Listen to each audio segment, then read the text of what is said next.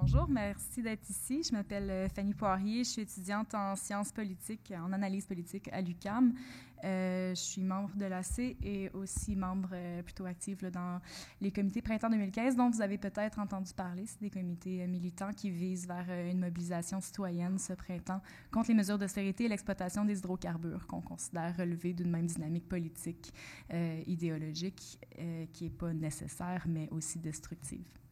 Je revois quelques visages qui étaient ici tantôt. Je m'excuse, je vais comme refaire un peu le même topo que j'ai fait tantôt. Bienvenue aux nouveaux et nouvelles. Donc, c'est ça, on est dans un panel qui parle d'austérité. C'est un petit peu difficile de ne pas entendre parler d'austérité en ce moment, à moins de vivre en dessous d'une roche. C'est vraiment le gros phénomène politique au Québec en ce moment. Comment définir l'austérité? On peut parler d'une logique budgétaire gouvernementale où est-ce que l'État, grosso modo, va se désinvestir de ses responsabilités face aux services publics et aux biens communs, là, aux biens publics, pour avantager l'entreprise privée à même les fonds communs. Cette dynamique-là fait partie d'un paysage politique beaucoup plus large, beaucoup plus global que ce qu'on peut observer au cours de la dernière année ou même au cours des dernières années au Québec. En fait, c'est une dynamique politique qui relève directement de ce qu'on appelle le néolibéralisme. J'ai fait un petit Léo, parce que... Oui, c'est ça. En fait, le néolibéralisme peut être défini comme étant la soumission de l'homme aux forces impersonnelles du marché, soumission qui est considérée comme saine et naturelle. Heureusement, les femmes n'y sont pas soumises, donc il y a encore une perspective révolutionnaire là-dedans. Mais ça, c'était la définition de Hayek, qui est un économiste libéral quand même connu. Donc voilà, on conçoit cette soumission-là de la communauté politique aux forces du marché comme étant souhaitable parce qu'on conçoit le marché comme étant une entité organique qui comporte des lois naturelles susceptibles d'encadrer de façon tout à fait normale l'ensemble de la société. Donc, on va se servir de cette idée-là, comme quoi le marché libre est un phénomène tout à fait organique, naturel, souhaitable, pour justifier un processus de transformation étatique où est-ce que l'État va se mettre à aménager l'environnement économique, politique, culturel, idéologique pour prioriser, avantager l'entreprise privée au détriment de tout le secteur public. Donc, dans cette perspective-là, les inégalités sociales ne sont pas perçues comme étant un gros enjeu dangereux. C'est plutôt comme du dommage collatéral qui relève de la banalité puis des normalités. C'est comme ça que ça marche. C'est comme ça que ça marche dans le marché libre. On peut identifier l'avènement du néolibéralisme avec une de mes idoles, Madame Margaret Thatcher, qu'on a surnommée la Dame de Fer. Pas pour rien. Elle a pratiquement détruit tous les services sociaux qui étaient sous son pouvoir en 1 an ou 2 de règne. Dans le fond, elle est arrivée au pouvoir et elle prônait, ouvertement, un capitalisme populaire. Donc, la première chose qu'elle a fait en arrivant au pouvoir était de réduire de moitié le secteur public et les services sociaux. Donc, en conséquence, vous avez eu 1 million de salariés du service public qui sont passés au privé. Donc, ces services-là sont aussi passés du côté payant. Donc, l'accessibilité a été évidemment beaucoup réduite. Donc, on parle aussi d'une énorme réforme fiscale, un peu comme ce qu'on peut voir ici au Québec, pour avantager les entreprises privées puis faire bénéficier les riches. C'est une ritournelle qu'on connaît bien. On parle aussi de grandes attaques contre les droits syndicaux, des grosses restrictions au niveau du droit de grève, qui est une tactique tout à fait incontournable au niveau des mouvements populaires travailleurs pour faire respecter le droit de tous et chacun et chacune. Des énormes compressions dans la majorité des services, les transports, la santé, le logement. Puis ça a eu comme effet une montée quand même phénoménale des emplois précaires qui sont à ce moment-là, on parle des années 80, mais qui sont encore aujourd'hui majoritairement occupés par les femmes.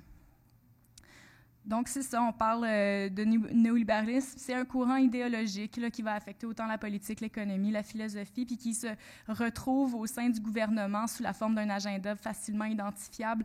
On va retirer l'intervention de l'État dans toutes les sphères publiques parce qu'on va considérer ça comme étant malsain. En fait, l'investissement, l'intervention étatique dans les affaires publiques est vue comme étant un obstacle au bon fonctionnement du libre marché, donc doit être absolument réduit au maximum et le plus vite possible. Dans ce mouvement-là, on voit un grand mouvement de privatisation. Là, c'est facile à identifier. En ce moment, au Québec, on parle de 2 millions de coupures dans le secteur seulement de l'éducation. Puis pendant ce temps-là, on continue de financer le secteur privé, les écoles privées, les collèges privés, etc. Pendant ce temps-là, les chargés de cours se font couper à la centaine. Cette session même, ça commence. Moi, je suis à l'UQAM. Il y a 150 chargés de cours qui sont mis à pied cette session de maintenant. Ça veut aussi dire qu'il y a 150 cours qui ne seront plus donnés à l'UQAM. Mais on parle aussi d'énormes compressions au niveau du salaire, les droits de retraite, etc. Les conditions de travail deviennent généralement beaucoup plus difficiles à tenir. En parallèle à ça, on voit une grosse ouverture aux multinationales. Il faut créer de l'emploi, il faut ouvrir le marché, il faut abattre les frontières économiques le plus possible. C'est exactement ça qui se passe au fédéral comme au provincial, encore une fois, avec les gouvernements qui applaudissent les compagnies pétrolières puis les projets pétroliers, alors que vous avez des grands segments de la population qui se soulèvent depuis environ 10-15 ans pour dire non aux projets pétroliers puis pour décrier les impacts destructeurs que ça va avoir sur notre environnement immédiat, sans parler des revendications territoriales, des droits ancestraux des communautés autochtones qui sont largement floués par ces mesures-là, qu'on identifie comme étant foncièrement antidémocratiques et anticonstitutionnelles. Donc, dans cet objectif-là, on parle de discipline budgétaire, de rigueur. Il ne faut surtout pas parler d'austérité. Il paraît que c'est une vue de l'esprit. Mais c'est ça, on impose à la population une certaine discipline, une rigueur. On commence à parler un peu des services essentiels, des services sociaux comme étant quasiment des caprices. L'accès universel aux services de santé, aux services d'éducation, au logement, etc., ça commence à être un petit peu vu comme... c'est ça, c'est des caprices, c'est nous qui voulons trop pour notre argent. Pourtant, il y a un petit problème là-dedans parce que la majorité de l'argent de l'État, si je ne me trompe pas, revient de nos impôts. C'est la richesse nationale dont il est question. Alors pourquoi est-ce qu'on réinvestit dans l'entreprise privée qui n'est pas axée pour le bien commun du tout, mais pour le profit personnel? Donc, on finance en ce moment une entreprise privée qui va agir au contraire de notre avantage. On assiste parallèlement à ça à ce qu'on appelle en sciences politiques la crise de l'État. Il y a un rôle étatique qui se perd puis qui se floue énormément sous l'influence de cette vague-là idéologique.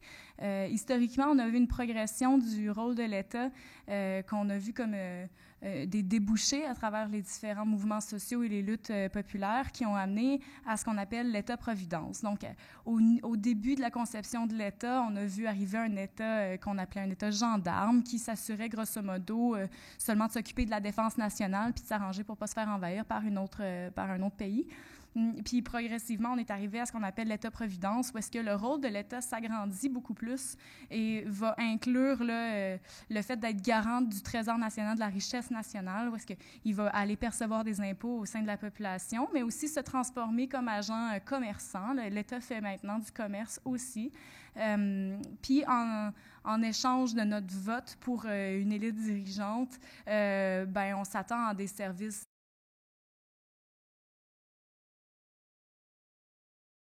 Donc, l'État est supposé assurer notre sécurité physique, notre propriété privée, puis notre accès un peu, bon, c'est pas textbook, là, mais dans l'inconscient collectif, quand on va voter pour quelqu'un, on met quelqu'un à la tête qui va s'occuper du bien commun, un peu à notre place. Donc, s'assurer que tout le monde ait accès à une redistribution plus ou moins égale des richesses collectives.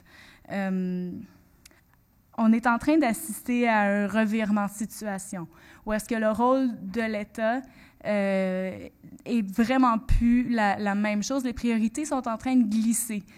On continue de nous dire garantissez-nous votre légitimité démocratique. Venez voter à chaque 4 ans pour votre super grand ou grande dirigeante. En échange de ça, on va s'occuper de vous. Sauf qu'il commence à y avoir des tendances du cynisme quand même. On observe une baisse de participation aux élections. La majorité des jeunes se désintéressent complètement du système électoral en ce moment au Canada. Il y a des gros doutes. On commence à avoir l'impression que peu importe pour qui on vote, on va se ramasser avec le même résultat. Les mesures d'extractivisme continuent de battre leur plein. La tendance à la privatisation est quand même toujours bien en vie, peu importe le gouvernement au pouvoir. On finit, dans le fond, par se dire « je vais aller voter pour le moins pire », en sachant très bien qu'il va arriver la même chose. C'est parce que peu importe le nom du parti, l'idéologie dominante en ce moment, c'est ça, c'est le néolibéralisme.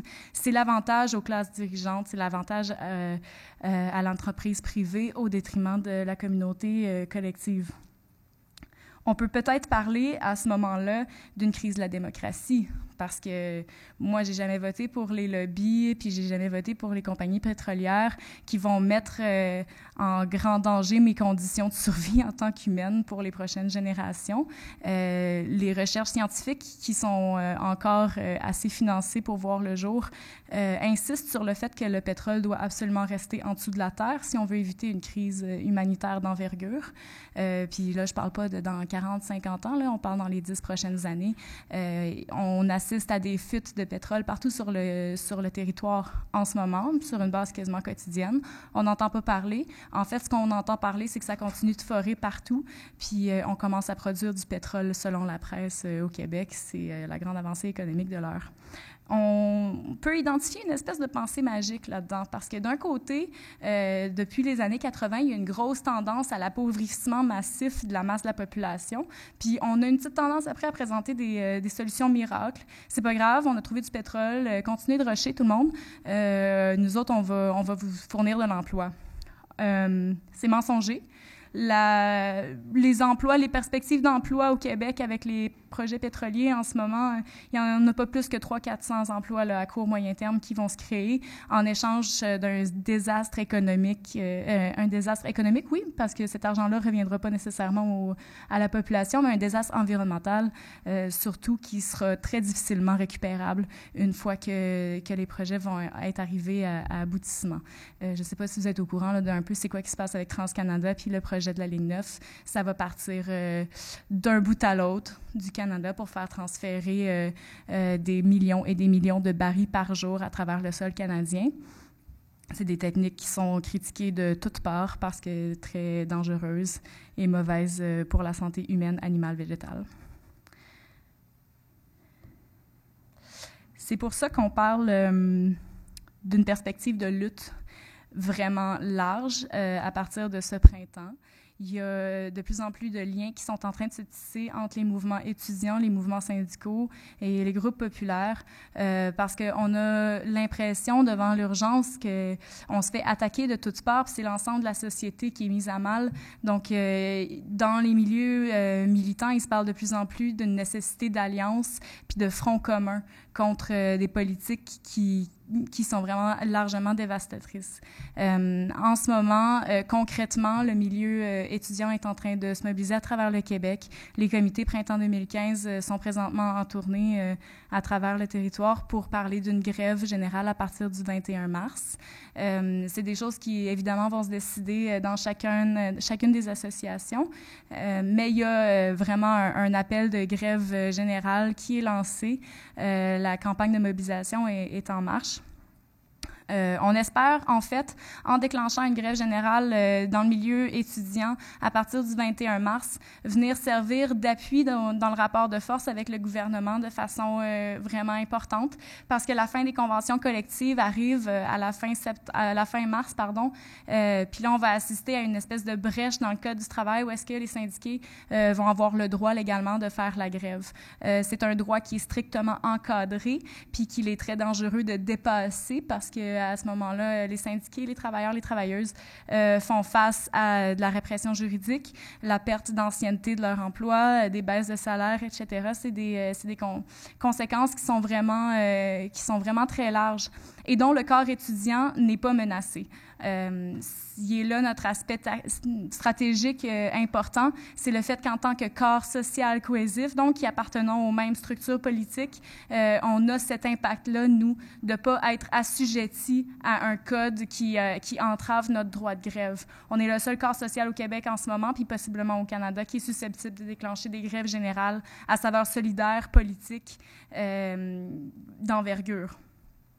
L'idée derrière le 21 mars, c'est qu'on puisse avoir le temps d'avoir 3 semaines de grève générale étudiante avant que les conventions collectives arrivent à échéance et que là, le corps travailleur parte également en grève, ce qui amènerait une deuxième vague de rapports de force avec le gouvernement. Il faut penser à l'ampleur de la grève étudiante en 2012, malgré que c'est un contexte absolument différent. Il en relève quand même des mêmes dynamiques. On a un pouvoir de mobilisation qui est quand même important.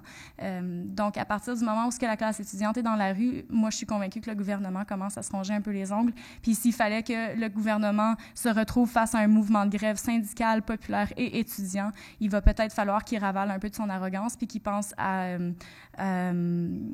négocier avec la société dont il est supposé être redevable. Sinon, on a un agenda militant très rempli, du moins à Montréal, pour ce printemps. C'est des choses qui vont espérément voir le jour à Sherbrooke également. On parle d'une grève nationale qui est organisée par l'AC le 2 avril. L'AC a également un mandat de grève sociale pour le 1er mai. Il y a plusieurs organismes qui s'organisent pour une grève sociale également pour le 1er mai. Ça brasse énormément du côté des syndicats dans le secteur de la santé qui voient leurs conditions de travail incroyablement précarisées. Il y a aussi les syndicats du corps enseignant professoral qui risquent possiblement de partir en grève avant les étudiants et les étudiantes, compte tenu les attaques phénoménales contre leurs conditions de travail. Une chose dont il faut se souvenir là-dedans, c'est que on est un peu tous interreliés dans la société, le corps étudiant, le corps enseignant, le corps professoral, les syndicats, etc. C'est pas des choses qui sont segmentées puis qui sont... tout est homogène là-dedans. Quand les syndicats, en ce moment, sont en train de se battre pour leurs propres conditions de travail, ils et elles se battent pour les conditions de travail qui vont être les nôtres une fois qu'on va avoir fini de s'endetter pour notre diplôme puis qu'on va sortir sur le marché du travail pour essayer de faire fructifier nos efforts puis notre endettement. Il faut pas voir ça comme des luttes séparées. On est attaqué en tant que société puis il faut répondre en tant que société. C'est ça que prône l'idée de la GGI étudiante à partir du 21 mars, mais aussi l'idée de la grève sociale entre le 21 mars puis le 1er mai. On vous invite donc fortement à refuser de collaborer avec une économie qui n'avantage pas la majorité des gens. Quand on parle de grève sociale, on parle d'un refus commun de continuer de participer à ce paradigme-là qui nous met vraiment en situation de précarité. Donc, vous allez excuser mon dialecte ucamien radical, mais on parle de blocage, de perturbation économique, d'occupation, de grève sauvage. Il faut à ce moment-là penser en termes d'autogestion, de groupes affinitaires. Rassemblez-vous entre communautés, puis réfléchissez à ce qui est possible de faire. Que ce soit dropper une bannière, faire une manifestation spontanée ou carrément occuper des locaux gouvernementaux. Tout est permis à partir du moment où est-ce que le contrat est brisé avec le gouvernement et que celui-ci cesse de respecter son engagement envers nous. Je ne vois pas pourquoi, en tant que société, on continuerait de lui offrir collaboration et soumission. Voilà. Pour plus d'informations, vous pouvez vous rendre sur le site printemps2015.org. Le site de l'AC a également son calendrier d'affichés. Le site nonausose.org et la coalition Main Rouge sont aussi activement impliqués dans la lutte. Il y a vraiment différents organismes là, qui sont en organisation en ce moment. Donc, il suffit de fouiner, il y a définitivement matière à s'investir. Voilà, je vous souhaite merci, oui, et un joyeux printemps. Merci.